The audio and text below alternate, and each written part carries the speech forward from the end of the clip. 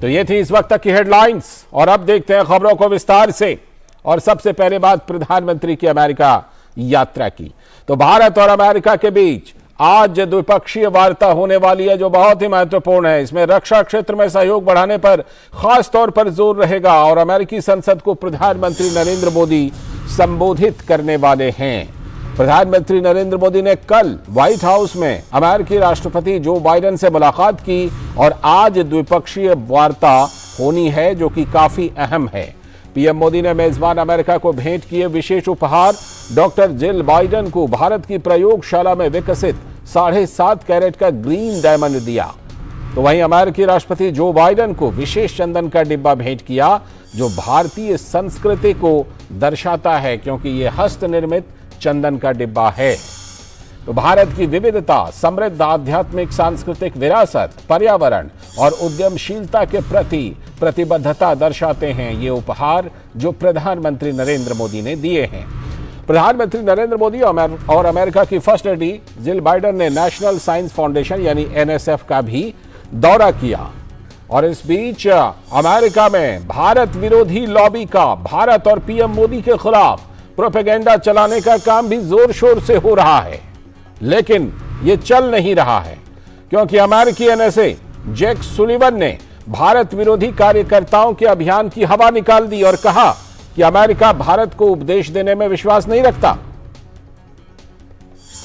लेकिन दुर्भाग्य से भारत के ही कुछ नेता, शिक्षाविद और पत्रकार इस देश विरोधी प्रोपेगेंडा को आगे बढ़ाने में मदद करते रहते हैं और वो अभी भी कर रहे हैं। इन लोगों की यह भविष्यवाणी थी, याद कीजिए, कि यूक्रेन पर मतभेदों के कारण भारत और अमेरिका के रणनीतिक संबंध निचले स्तर पर होंगे यानी कि तलखी होगी। लेकिन ऐसे प्रोपेगेंडा की तो हवा निकल गई क्योंकि भारत और अमेरिका के संबंध अब तक के उच्चतम स्तर पर पहुंच गए हैं और इसी कड़ी में प्रधानमंत्री नरेंद्र मोदी भी अमेरिका में हैं। और इस बीच पाकिस्तान परस्त मुस्लिम नेताओं के प्रोपेगेंडा का भारत के प्रमुख मुस्लिम नेता ने करारा जवाब दिया है। और क्या जवाब दिया है? आतिफ रशीद हैं जिन्होंने जवाब दिया है कि भारत में अल्पसंख्यकों को पूरी आजादी है और पाकिस्तानी अपने नफरत के एजेंडे के तहत भारत की गलत तस्वीर दिखा रहे हैं। राष्ट्रवादी मुस्लिम पसमानदा महाज के मौजूदा अध्यक्ष हैं, राष्ट्रीय अल्पसंख्यक आयोग के पूर्व उपाध्यक्ष और राष्ट्रीय मानवाधिकार आयोग के पूर्व सदस्य हैं आतिफ रशीद, जिन्होंने यह करारा जवाब दिया है। तो हम आपको दिखाते हैं कि किन शब्दों में इन्होंने जवाब दिया है। राष्ट्रीय अल्पसंख्यक आयोग के पूर्व उपाध्यक्ष और मुस्लिम पसमानदा महाज के मौजूदा अध्यक्ष आतिफ रशीद ने ट्वीट किया, मैं भारत के धार्मिक अल्पसंख्यक समुदाय से हूं, लेकिन मैं प्रधानमंत्री नरेंद्र मोदी के भारत में अपनी धार्मिक स्वतंत्रता और धार्मिक पहचान के साथ स्वतंत्र रूप से रहता हूं। यहां के हर संसाधन में मेरी बराबर की हिस्सेदारी है। मुझे भारत में जो भी बोलना है बोलने की आजादी है। भारत में मुझे जो लिखना है लिखने की आजादी है। मुझे यह कहते हुए दुख हो रहा है कि आप अपने नफरत के एजेंडे के तहत मेरे भारत की गलत तस्वीर दिखा रहे हैं। अपने मुंह से जहर उगलना बंद करो, यह करारा जवाब दिया है आतिफ रशीदी ने। तो हमारे साथ जुड़ रहे हैं शेखर अय्यर जी इस खबर पर और ज्यादा चर्चा करने के लिए, वरिष्ठ पत्रकार। बहुत बहुत स्वागत सर। नमस्कार लालचंद। नमस्कार सर। खास तौर पर अगर बात करें सबसे पहले प्रधानमंत्री नरेंद्र मोदी का जो अमेरिका दौरा, आज के जो कार्यक्रम हैं, निश्चित रूप से यह कहा जा सकता है कि दुनिया के सबसे बड़े लोकतंत्र और जो कहते हैं सबसे सफल लोकतंत्र अमेरिका को माना जाता है, उन दोनों के बीच आज का दिन ऐतिहासिक दिन है और प्रधानमंत्री नरेंद्र मोदी आज ऐतिहासिक वार्ता, द्विपक्षीय वार्ता करने वाले हैं। वहां पर दूसरी बार अमेरिकी संसद को संबोधित करने वाले हैं। कितना अहम, कितना खास?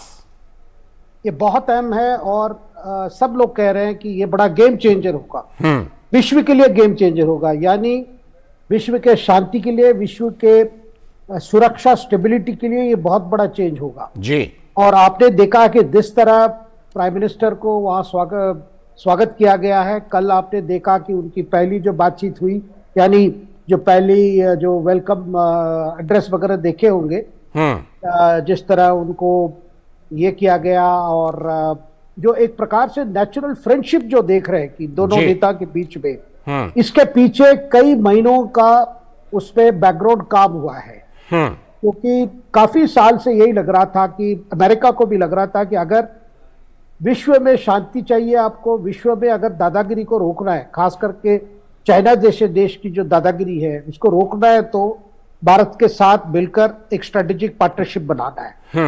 और भारत में एक माना जाता है कि लार्जेस्ट डेमोक्रेसी है जी, और वहां दूसरी तरफ चाइना है, एक कम्युनिस्ट कंट्री है लेकिन मार्केट इकोनॉमी फॉलो करती है। और आज विश्व शांति के लिए अगर सबसे बड़ा खतरा है तो चाइना जैसे देश, उनकी जो रवैया जो रही है उसको रोकने के कोई अगर सक्षम है वो भारत है। इसीलिए आज जो बातचीत होगी, उसके बाद जो एग्रीमेंट्स होंगे, उसके बाद कई डील्स अनाउंस होंगे, उससे बड़ा सब स्पष्ट हो जाएगा कि भारत अमेरिका से किस तरह की मदद और किस तरह की एग्रीमेंट कर रही है और अमेरिका भारत से क्या उम्मीद कर रही है। ठीक है, तो ये इसके पीछे मैंने जैसे पहले कहा बहुत काम हुई है, बहुत बैकग्राउंड में बात हुई है, कई दोनों देश के बीच में, एनएसए के बीच में बात हुई है, फॉरेन सेक्रेटरीज के बीच में बात हुई है, आपके विदेश मंत्रियों के बीच में बात हुई है, जाकर आज के दिन हम पहुंचे जहां पे आप देखेंगे कि अमेरिका भारत में इन्वेस्ट करना चाहती है। अमेरिका के बड़े बड़े कंपनीज चाहते हैं कि अपने टेक्नोलॉजी इन्वेस्ट करें, यहाँ मैन्युफैक्चरिंग करें, क्योंकि और जो प्रधानमंत्री की जो रही है आत्मनिर्भर भारत कार्यक्रम, उस कार्य में जुड़ना चाहते हैं कि यहाँ इन्वेस्ट करें भारत के साथ, भारत इंजीनियर्स के साथ, भारत की जो टेक्नोलॉजी, भारत की स्वयं जो टेक्नोलॉजी डेवलप भी है उसको भी साथ लेके जो एक मैन्युफैक्चरिंग करना चाहता है, जिसमें फायदा अमेरिका को भी होगा और भारत को भी होगा।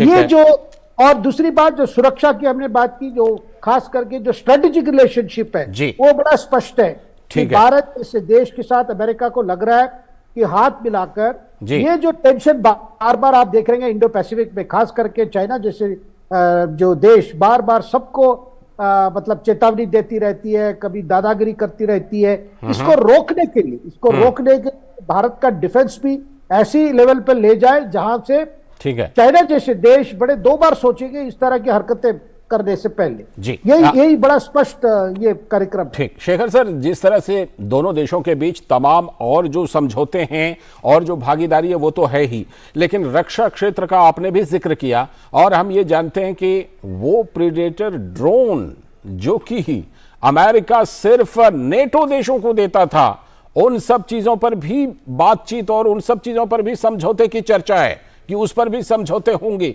तो काफी ये कहा जा सकता है कि दोनों देशों की प्राथमिकता में, चाहे वो क्वाड में भागीदारी से लेकर के इन तमाम मुद्दों पर वैश्विक व्यवस्था जो है उसमें जो दोनों देशों की आपसी साझेदारी है, उसके मामले में ऑल टाइम हाई, यानी कि अब तक के बिल्कुल ऐतिहासिक ऊंचाई पर दोनों देशों के संबंध पहुंचने जा रहे हैं। बिल्कुल लालचंद जी, इस पर कोई दो राय नहीं है।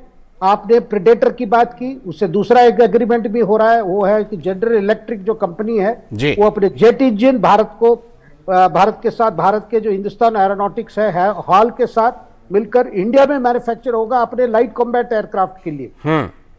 इसके साथ साथ हम देख रहे हैं कि कॉमर्शियल सेक्टर में आपने देखा होगा कैसे बोइंग के साथ भी समझौता किया है, इंडिगो ने किया है, एयर इंडिया ने पहले किया था। मतलब जिसकी वजह से अमेरिका की आर्थिक स्थिति में भी बड़ी बदलाव है। तो बड़े बड़े ऑर्डर अगर भारतीय कंपनी से मिल रहा है उनके लिए भी बड़ा फायदा है। और भारत हमेशा चाहता है कि भाई जो भी एग्रीमेंट हो उसका मैन्युफैक्चरिंग इंडिया में हो, ताकि इंडिया के कंपनीज बेनिफिट करें, इंडिया में रोजगार पैदा हो, और साथ में जो हमारी लक्ष्य है जो टेक्नोलॉजी को लेकर वो लक्ष्य भी हमारी पूरी हो। तो इसलिए ऐसा एक संबंध बन रहा है जिसमें दोनों देश को फायदा है, विश्व के लिए फायदा है और विश्व शांति के लिए फायदा है जी। क्योंकि जब भारत को प्रेडेटर जैसे ड्रोन मिल जाएंगे, वो चाइना बॉर्डर में भी इस्तेमाल होंगे, पाकिस्तान बॉर्डर में भी इस्तेमाल होंगे, और साथ में जो इंडो पैसिफिक की हम बात करें, जो हिंदू महासागर है उसमें जो जिस तरह की जो सी रूट है, वो मेन सी रूट है, उसको सुरक्षित रखने के लिए भी बड़ी काम आई।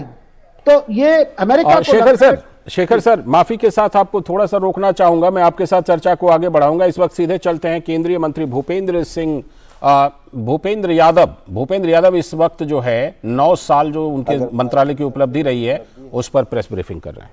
तो भारत क्लाइमेट एक्शन लीडर के रूप में उभरा है। दुनिया में 2 तरह के विषय चलते हैं, एक जिनको कहते हैं कि कैटेस्ट्रोफिज्म कि सब कुछ खत्म हो जाएगा, और दूसरा एक दूसरी भी दुनिया है जो टेक्नो ऑप्टिमिज्म में विश्वास रखता है कि ह्यूमन इंटेलिजेंस सब कुछ बदल के रख देगी। लेकिन इसके एक बीच का रास्ता है जिसको आजकल लोग कहते हैं, खासकर बीच में कुछ समय पहले यूएस के फिलोसोफर एल्डो लियोपोल्ड ने लिखा, land ethics. The purpose, this philosophy of land ethic believe the relationship between people and land are interviewed. Care for people connect to the separated from the care for land, but this philosophy has forever been the part of Indian ethos.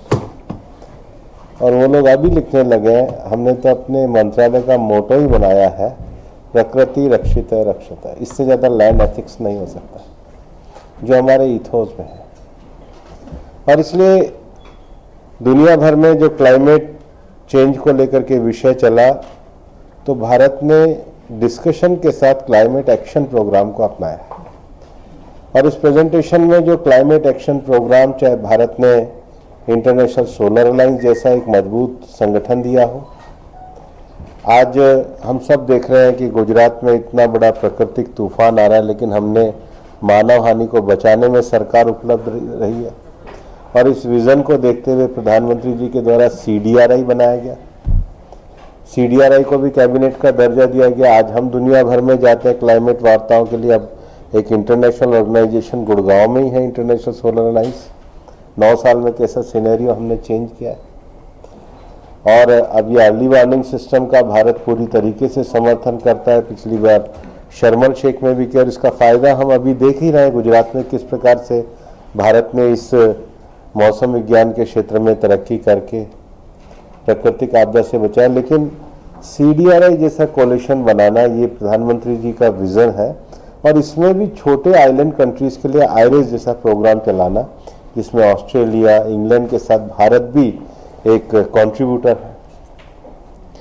और आज जितना industry में advancement है, उसमें green growth कैसे हो, इसको लेकर के हम स्वीडन के साथ लो कार्बन एमिशन को लेकर के एक कोलिशन को चलाते हैं। लेकिन उससे भी जो महत्वपूर्ण, अब जिस दुनिया लैंड एथिक्स की बात कर रही है, उसमें उसका प्रिजर्वेशन, उसकी बायोडायवर्सिटी को बचाए रखने के लिए उसका जो एक पूरा इकोसिस्टम है, जो बिग कैट्स हैं, अगर वो इसलिए बचते हैं कि बाकी के उनका प्रे एरिया बचता है, तो भारत के द्वारा एक अपने आप में यूनिक प्रधानमंत्री जी के द्वारा क्लाइमेट कोलिशन बनाया गया, जिसको बिग कैट अलायंस कहते हैं। दुनिया के 97 देशों में ये बिग कैट्स है, जिसमें से 7 तो भारत में है, 7 में से 5 भारत में है। 2 जगुआर और प्यूमा ये हमारे देश में नहीं है, बाकी तो चीता, शेर, टाइगर, स्नो लेपर्ड ये हमारे देश में है। चीता का रीइंट्रोडक्शन किया है। और ये प्रोजेक्ट ऐसा है जो अभी 1 साल में, चूंकि मौसम लगातार बदल रहा है, वो यहाँ के अकोमोडेट हो रहे हैं, लैंड से अकोमोडेट हो रहे हैं, एरिया से अकोमोडेट हो रहे हैं। और हमारे साइंटिस्ट, हमारे यंग ऑफिसर्स पूरी तरीके से डेडिकेटेड होके, जो फर्स्ट टाइम इंटरनेशनली इतना एक वाइल्ड लाइफ का ट्रांसलोकेशन किया है, इसको लेकर के पूरी तरीके से लगे हुए हैं। और प्रोजेक्ट टाइगर में आज ये पूरी दुनिया मानती है, जैसा कि इस प्रेजेंटेशन में भी दिखाया गया, टाइगर और एलिफेंट, इनकी संख्या बड़ी, एशियाटिक लायन 100% है। आप में बहुत लोगों की क्यूरियोसिटी है कि डॉल्फिन की संख्या कितनी है। अभी तो रिपोर्ट बंद है, लेकिन तुरंत ही हम आपको बताएंगे। पहले से तो बताने का फायदा नहीं है, लेकिन हमारे यहाँ ये जो विषय है, इनको लेकर सरकार पूरी प्रतिबद्धता के साथ काम कर रही है। लेकिन एक और विषय जो चलता है कि एक राइट टाइम पे जो पॉलिसी इंटरवेंशन होना चाहिए था। NCR की जनता ये सब जानती थी कि NCR में कोई प्रॉपर मैकेनिज्म नहीं था इस सारे एयर पोल्यूशन को रोकने का। तो CAQM जैसा कानून ये सरकार लेकर के आई, इन्हीं 9 सालों में लेकर के आई, एक इंस्टीट्यूशन एस्टेब्लिश किया। आज उसका परिणाम हम देखते हैं कि पिछले साल की तुलना में इस साल 40% फायर जो थी उसमें रिडक्शन हुआ, पॉल्यूशन में रिडक्शन हुआ। आज दिल्ली की जो पिछले 8 सालों की तुलना में करते हैं, उसका सबसे बड़ा कारण CAQM का एक प्रॉपर इंटरफेरेंस और एक प्रॉपर मैकेनिज्म कोई सरकार देने के बाद किस प्रकार से एक सुधार को ला सकती है, ये तो डाटा के सामने, आपके सामने उपलब्ध है। सीधा प्रसारण आप देख रहे थे। केंद्रीय पर्यावरण, वन एवं जलवायु परिवर्तन तथा श्रम एवं रोजगार मंत्री भूपेंद्र यादव, जो सरकार के 9 साल हैं, केंद्र सरकार के 9 साल, तो उसमें अपने मंत्रालय की उपलब्धियों के बारे में बता रहे थे। और अब हम एक बार फिर से लौटते हैं अपनी चर्चा की तरफ। प्रधानमंत्री नरेंद्र मोदी के अमेरिका दौरे को लेकर हमारे साथ वरिष्ठ पत्रकार शेखर अय्यर जी जुड़े हुए हैं। शेखर सर, एक बात पर खास तौर पर चर्चा ये कि बहुत सारे भारत विरोधी एजेंडा जो कुछ लोग चलाते हैं, अमेरिका से भी जवाब मिल रहा है, और इसके साथ ही जो हमारे यहां के अल्पसंख्यक बुद्धिजीवी हैं वो भी उस प्रोपेगेंडा का जवाब दे रहे हैं, लेकिन फिर भी ये लोग बाज नहीं आते अपना प्रोपेगेंडा चलाने से। लालचंद जी, ये लोग बड़े दुखी हैं, बहुत दुखी हैं कि काफी कोशिश के बावजूद अमेरिका ने स्टेट विजिट के लिए निमंत्रण दे दिया प्रधानमंत्री को जी। ये काफी लगे हुए थे अपने वहां के जो यूएस कांग्रेस के जो मेंबर्स हैं उनसे बात करके, बड़े कैंपेन करके, ह्यूमन राइट्स इश्यू उठा के कई कशिश लगे हुए थे। इसमें कई पाकिस्तान से भी जुड़े हुए संगठन अमेरिका में लगे हुए थे जी, क्योंकि बाइडेन सरकार एक डेमोक्रेटिक पार्टी की सरकार है, तो इसीलिए कि प्राइम मिनिस्टर मोदी के साथ अगर इनकी संबंध अच्छी हो जाएगी, अगर भारत के इसमें फायदा हो जाएगा और सुरक्षा दृष्टि में और अच्छी हो जाएगी, तो इनकी बहुत चिंता थी। तो जितने नॉन स्टेट एक्टर्स हैं, इनकी कभी कभी आईएसआई से भी कहा जाता है कि रिश्ते हैं, वो अमेरिका में बड़े कैंपेन चला रहे थे, आज भी चला रहे। जैसे प्राइम मिनिस्टर वहां पहुंचे हैं, वहां भी वो चलाने की कोशिश कर रहे हैं। लेकिन बात क्या हुआ कि अमेरिका ने महसूस कर लिया है कि जितने कैंपेन हो, स्थिति जितनी बताई जा रही है वैसी स्थिति नहीं है भारत में। बिल्कुल, ये आईना वहां से भी दिखाया जा रहा है जी। और वहां के ये व्हाइट हाउस में जब प्रेस कॉन्फ्रेंस हुई थी, वहां के स्पोक्स पर्सन ने भी बड़ा क्लियर कह दिया। तो इसके बाद ये बहुत निराश है कि आप सोच रहे क्या करें। उनकी वहां के मीडिया से भी बड़े इन्फ्लुएंस्ड है, लेकिन बात स्पष्ट है, ये रिश्ता आगे बढ़ रहा है। अभी ये सारे कैंपेन विफल हो गए। बिल्कुल, अमेरिकी एनएसए ने भी आईना दिखाने का काम किया। बहुत बहुत शुक्रिया शेखर सर जुड़ने के लिए इस खबर पर हमारे साथ। वक्त है एक ब्रेक का, और ब्रेक के बाद जब लौटेंगे तब बात करेंगे कि आखिर अमेरिका में प्रधानमंत्री की नरेंद्र मोदी की लोकप्रियता का इतनी ज्यादा चर्चा उनकी क्यों है, इस पर बात करेंगे। बने रहिए हमारे साथ। पैन से आधार को लिंक करना उतना ही जरूरी है जितना चेहरे से मुस्कुराहट को लिंक करना। जिम्मेदारी को समझदारी से लिंक करते हुए सभी पैन धारक कृपया ध्यान दें। पैन को आधार से लिंक करने के लिए www.incometax.gov.in पर जाएं और लिंक आधार पर क्लिक करें और निर्देशों का पालन करें। ऐसा नहीं करने पर आपका पैन इनऑपरेटिव हो जाएगा। पैन इनऑपरेटिव होने पर पेंडिंग रिफंड्स तथा उन पर इंटरेस्ट प्रोसेस नहीं होंगे। टीडीएस और टीसीएस ऊंचे रेट पर काटे जाएंगे। इसीलिए 30 जून 2023 तक 1000 रुपए की लेट फीस देकर आप अपने पैन को आधार से ऑनलाइन लिंक कर सकते हैं और आने वाले समय में किसी भी तरह के वित्तीय जोखिम से छुटकारा पा सकते हैं। प्रत्येक आयकर दाता एक राष्ट्र निर्माता।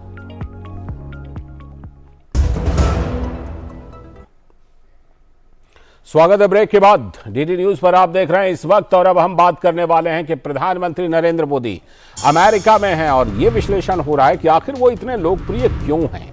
क्या पीएम मोदी जानते हैं देश के मन की बात? न्यूयॉर्क टाइम्स की ताजा रिपोर्ट में इसी को समझने की कोशिश की गई है।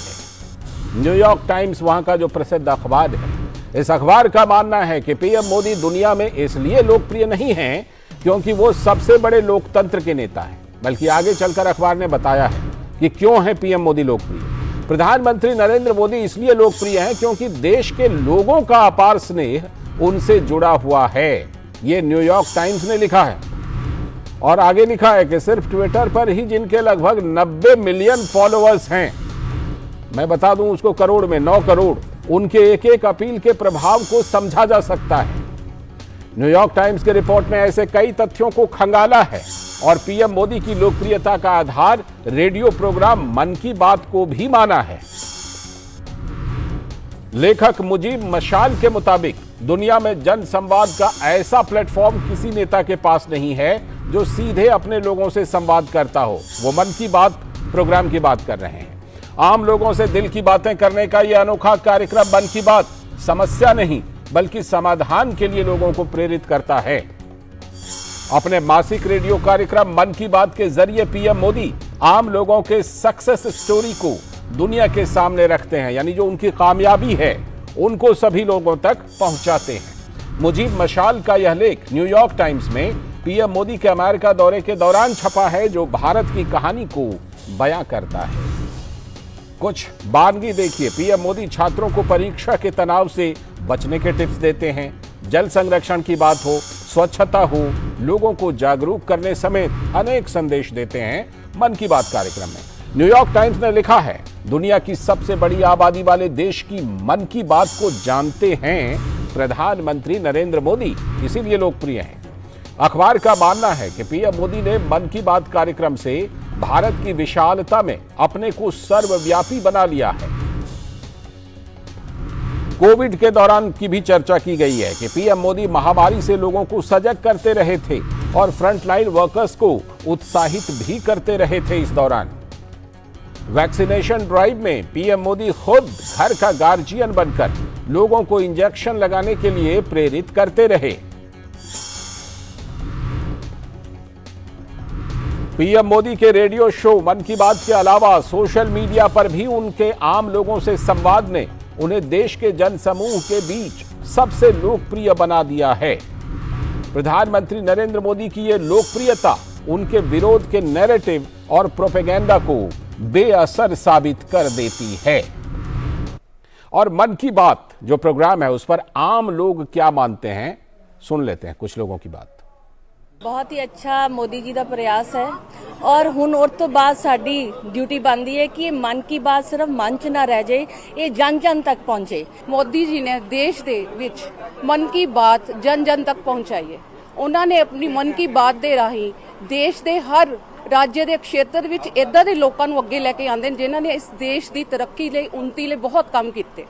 प्रधानमंत्री जी ने बेसिकली जो मैं एक काम कर रहा था इसके ऊपर अभी भी कर रहे हैं, जो इसके ऊपर लोगों को जागरूक किया था कि एक किसान जो बिल्कुल एक मैं कहूँ तो मैं एक छोटा से गांव से संबंध रखता हूँ, एक छोटे से गांव की प्रधानमंत्री तक बात पहुँची यह समाचारों आपदा से बंधुओं के माध्यम से, तो उन्होंने इस बात का उल्लेख अपने जो एक मासिक प्रोग्राम प्रधानमंत्री जी मन की बात करते हैं जिससे वो अपने विचार और लोग जो अच्छा काम कर रहे हैं किसी भी क्षेत्र में हो उसमें प्रधानमंत्री जी अपनी एक मंच है जिसके थ्रू अपने लोगों से बात बता रहे हैं और जो लोग अच्छा काम कर रहे हैं उसका लोगों को जागरूक कर रहे हैं। मेरे जैसे बहुत सारे डेलीगेट्स ने पार्ट लिया था तो मेरे लिए बिल्कुल भी एक्सपेक्टेशन नहीं था मुझे कि मेरे पास प्राइम मिनिस्टर जी का कॉल आएगा और मैं उनसे बात करूँगी, तो ये मेरे लिए टोटली अनएक्सपेक्टेड था।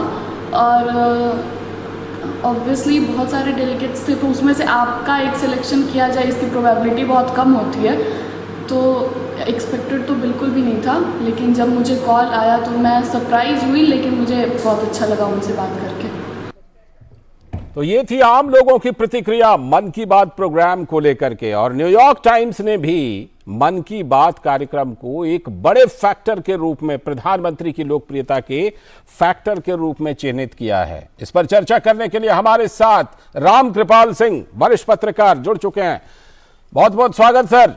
रामकृपाल सर, जिस तरह से न्यूयॉर्क टाइम्स की आज हम चर्चा कर रहे हैं लेकिन अलग संदर्भ में, क्योंकि पहले कई बार हमने न्यूयॉर्क टाइम्स की जो चर्चा की है हम जानते हैं किन बातों के लिए उस अखबार की चर्चा होती है, लेकिन आज जिस तरह से प्रधानमंत्री नरेंद्र मोदी की लोकप्रियता पर एक तरह से उन्होंने बड़ा सा लेख छापा है और प्रधानमंत्री नरेंद्र मोदी क्यों लोकप्रिय हैं इस पर उन्होंने न्यूयॉर्क टाइम्स ने बात की है। आपको लगता है कि ये दोनों चीजें, आम लोगों का स्नेह और मन की बात जैसे कार्यक्रम से जुड़ाव, ये जो उन्होंने निष्कर्ष निकाला है ये अपने आप में संतुलित और एक अच्छा निष्कर्ष है? निश्चित रूप से। और लालचंद जी, जैसा आपने कहा कि न्यूयॉर्क टाइम्स, तो मैं केवल एक बात कहना चाहता हूं कि न्यूयॉर्क टाइम्स ही नहीं बदला है, हिंदुस्तान के भी तमाम बुद्धिजीवी बदले हैं जी, जिन्होंने कभी 2014 में जो उनकी राय थी, अब इस मौके पर जो उनके लेख आए हैं, जो उनकी बातें हैं, उन्होंने अब सच्चाई को स्वीकारा है। तो ये राय दुरुस्त आए। हमारे यहाँ ये कहा जाता है कि कोई इसका वो भेद नहीं है, काफी वक्त लग गया हुजूर, बहुत देर कर दी हुजूर आते हैं, लेकिन ठीक, स्वागत करना चाहिए। हाँ। न्यूयॉर्क टाइम्स ने लिखा है, देखिए वो कोई राय नहीं है, वो एक सच्चाई है। सच्चाई 9-10 सालों की यथार्थ पर है। और लालचंद जी, मैं हमेशा एक बात कहता हूं, truth is objective not subjective. ये सच्चाई न्यूयॉर्क टाइम्स की नहीं है, ये सच्चाई हिंदुस्तान की यथार्थ है। जिस तरह से मोदी जी को प्यार मिला, लोग तो खारिज कर रहे थे। 2014 में जीते, 19 में उससे बड़ी जीत आई। तो हिंदुस्तान की जनता लोकतांत्रिक मूल्यों को बहुत अच्छी तरह से जानती ही नहीं जी, वो लोकतांत्रिक मूल्यों को जीती भी है जी। और इस हिंदुस्तान के बारे में जो जिस तरह से बातें कही जा रही थी, जहां से आज मोदी जी जहां पहुंचे हैं, तो वो किसी के राय नहीं है, वो तो साबित हो चुका है। आप देखिए ना, भारत का जी सब एक प्रधानमंत्री, आज की दुनिया में 2 बड़ी ताकतें, आज अमेरिका में वो हैं, और पुतिन से जब मिले तो उन्होंने कहा था कि युद्ध नहीं, बुद्ध का जमाना है। जी बिल्कुल। और अमेरिका में जाते समय उसके पहले वॉल स्ट्रीट के साथ इंटरव्यू में उन्होंने ही कहा था कि हम त्रस्त नहीं हैं, हम शांति के लिए निकले हैं, हम इस पूरी धरती पर शांति चाहते हैं, क्योंकि हम उस मुल्क के हैं जहां वसुधैव कुटुंबकम का हमारा नारा है। जी, शांति, अंतरिक्ष शांति, वनस्पतिया शांति। ठीक है। इसीलिए कह रहा हूं कि आज जो मोदी जी वहां गए हैं, तो जिसको कहते हैं आध्यात्म से लेकर के अत्याधुनिक तकनीक जी, तो ये जो झंडा है इसको देखा है। दूसरी बात जो न्यूयॉर्क टाइम्स की भी तारीफ करूंगा जी, एक तो उसने सबसे अच्छा पॉइंट पकड़ा है। जी जी। 72 साल की उम्र वाला यह व्यक्ति, एक बच्चे से कैसे कम्युनिकेट किया जाता है, बच्चे के सामने मोदी जी बच्चा लगते हैं जी, बेटा के सामने जैसे लगते हैं कि उनका बेटा है। बिल्कुल बिल्कुल। तो ये देखिए, इरेस्पेक्टिव ऑफ द एज, ठीक जो है, उनका कम्युनिकेशन का स्किल है जी। और जो एक सज्जन ने कहा है न्यूयॉर्क टाइम्स में, लेखक, शायद लेखक नहीं कहा है, कि ये जो मोदी जी ने रेडियो का माध्यम बनाया, जी जी जी, ये साधन तो सबके पास था। बिल्कुल। बात इसकी होती है कि मोदी जी ने कोई नई चीज आविष्कार नहीं की, एक भूली हुई जिसको लोग भूल रहे थे, वहां से उठा करके वो जानते हैं। जी, जी। मोदी जी चूंकि एक गरीब परिवार से निकले हैं, जी, और तुलसीदास ने एक चौपाई लिखी है कि जाके पाँव न फटी बिवाई, वो क्या जाने पीर पर आई। मुजीब मशाल जी हैं, मुजीब मशाल जी हैं जिन्होंने ये लेख लिखा है न्यूयॉर्क टाइम्स में। खास तौर पर यह भी जरूर चर्चा करना चाहूंगा कि जिस तरह से कि कुछ लोग, आप भी जिक्र कर रहे थे कि यहां से लेकर वहां तक कुछ लोग जिक्र कर रहे थे कि यूक्रेन युद्ध वाला मामला है तो इसमें कहीं ना कहीं पेंच फंसेगी, लेकिन उन सबको निराशा हाथ लगी है। जिस तरह दोनों देश अपने संबंधों को लेकर के आगे बढ़ रहे हैं और जिस तरह से प्रधानमंत्री नरेंद्र मोदी का कद दुनिया भर में जिस तरह से लिया जाता है, और उसी की बानगी न्यूयॉर्क टाइम्स की इस रिपोर्ट में दिखाई पड़ रही है। राजन जी, आप याद कीजिए, आज तो मोदी जी वहां पहुंचे हैं, पिछले 6 महीनों में जी, बल्कि 1 साल में यूक्रेन और रसिया के युद्ध को लेकर के कितने देशों के राष्ट्राध्यक्षों ने कहा है कि इसमें सिर्फ अगर कोई भूमिका निभा सकता है तो बिल्कुल ये जानते हैं क्यों। और आज मोदी जी जब कहते हैं कि हम तटस्थ नहीं हैं, हम दुनिया में शांति के लिए निकले हैं, तो मोदी जी इस युद्धोन्मादी दुनिया को ये बता रहे हैं कि एम्बेसडर हैं, जो शांति के एम्बेसडर हैं। जैसे वो होता है कि अहिंसा परमो धर्म है, वो जो निकले हुए हैं कि जब उन्होंने कल कहा, याद है आपको, जी, एक विश्व, एक परिवार और एक भविष्य। यही चीज G20 के लिए भी रखा है, G20 की अध्यक्ष के तौर पर उन्होंने कहा है। और बार बार इस चीज को कहते हैं कि देखो, युद्ध से हम विनाश की तरफ जाएंगे, विकास और शांति तो बुद्ध से मिलेगी। बिल्कुल। भारत से मिलेगी, तो मोदी जी इस समय सबसे बड़े एम्बेसडर हैं। इस चीज को दुनिया ने पहले पहचाना था और आज दुनिया ज्यादा शिद्दत से महसूस कर रही है कि एक राष्ट्राध्यक्ष अपनी परंपरा को, अपने अतीत को, आध्यात्म को लेकर के आ रहा है और वो कह रहा है कि आध्यात्म लक्ष्य है जी, तकनीक साधन है। वो साधन कह रहे हैं, अत्याधुनिक तकनीक हमको भी चाहिए, पूरी दुनिया को चाहिए, लेकिन लक्ष्य जो आप शांति और विकास और सौहार्द, विश्व वसुधैव कुटुंबकम जो है, वो तो शांति से ही आएगा। ठीक है, और लक्ष्य हमारा शांति है। जी बिल्कुल, शांति लक्ष्य है। और जिस तरह से इस रिपोर्ट में खास तौर पर यह भी चर्चा की गई है कि कोविड काल के दौरान प्रधानमंत्री नरेंद्र मोदी की जो भूमिका रही अपने देश के लोगों के लिए और दुनिया के लिए भी, उसकी भी खास तौर पर चर्चा है। और कहीं ना कहीं जो लगातार सर्वे आते हैं, रेटिंग्स आती है कई एजेंसियों की, उसमें हमेशा प्रधानमंत्री नरेंद्र मोदी लगातार कई सालों से अव्वल बने हुए हैं। तो ये जो प्रधानमंत्री नरेंद्र मोदी का टच होता है कि हम ठीक है आत्मनिर्भर भारत है, लेकिन पूरी दुनिया के लिए आत्मनिर्भर भारत है, जो कि कोविड वैक्सीन में दिखाई पड़ी, ये भी एक बहुत बड़ी बात है जिसकी वजह से उनकी लोकप्रियता दुनिया भर में है। लालचंद जी, दुनिया का एक बहुत बड़ा हिस्सा अभी भी ये कहता है कि लिव एंड लेट लिव, और जीने दो। मोदी जी कहते हैं वो गांधीवादी हैं, गांधी के फॉलोअर हैं। गांधी ने कहा था कि जियो और जीने दो से काम नहीं चलेगा। एक बच्चा तालाब में डूब रहा है और मैं जा रहा हूं बांसुरी बजाते हुए, मैं कहूं तुम डूबो मैं बांसुरी बजाऊंगा, इससे काम नहीं चलता है। गांधी ने कहा था नहीं, तुम मेरे लिए जियो, मैं तुम्हारे लिए जीऊंगा, ट्रस्टी। और मोदी ने कोरोना में साबित कर दिया। उन्होंने ये नहीं सोचा, उन्होंने कहा कि नहीं, मेरा अनुसंधान तुम्हारे लिए है, ठीक है, तुम्हारा अनुसंधान मेरे लिए है।